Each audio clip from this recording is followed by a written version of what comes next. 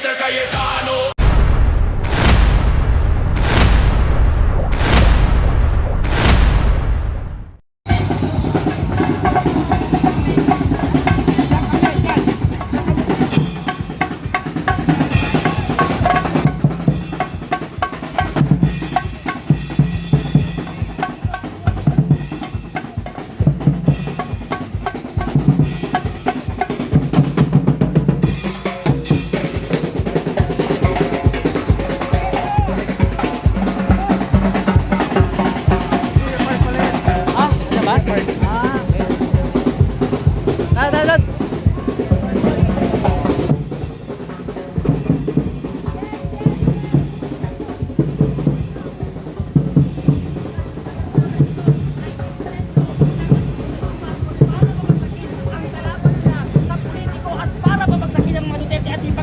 Sa mamamayang Pilipino na ipamili ng kanilang leader.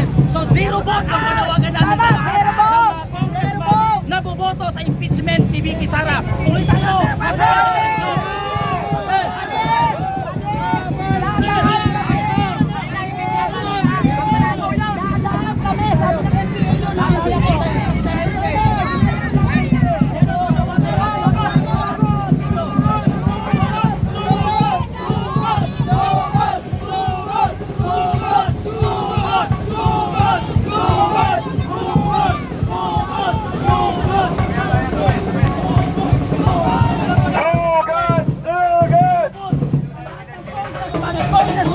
Na bumoto para ma-impeach si VP Sara Duterte.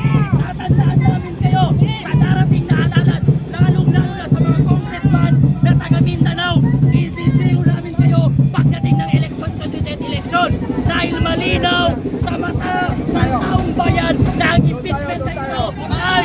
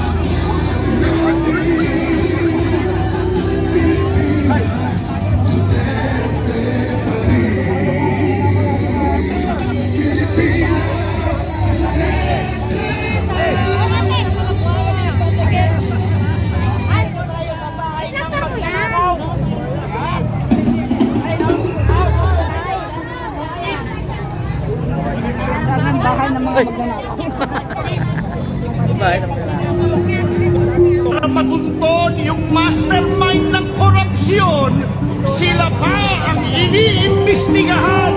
Sila pa nais kasuhan. Mga kababayan, saan po kayo nakakita na yung tumutulong sa investigasyon para mapalitaw ang punot dulo ng katakot-takot na nakawan sa gobyerno ang siya pang sinisiraan? Hindi po ba masyado namang halata na concerted effort ang mga ito para talukbungan ng katotohanan at iligtas ang mga pinakanakinabang sa nakawan? May ilan sa mga nasa gobyerno, media, mga abogado at maging ilang political analysts na matatalino sana, may kakayahan magpaliwanag ng tama at totoo, ngunit tila nais baluktutin ang batas. The near is end. Nagsalita na po ang Iglesia ni Cristo sa mga pangyayari ngayon sa katiwalian sa ating bansa. Hinihimok na niya na mag-rally sa buong Pilipinas. Pag yan ay nangyari, wasak.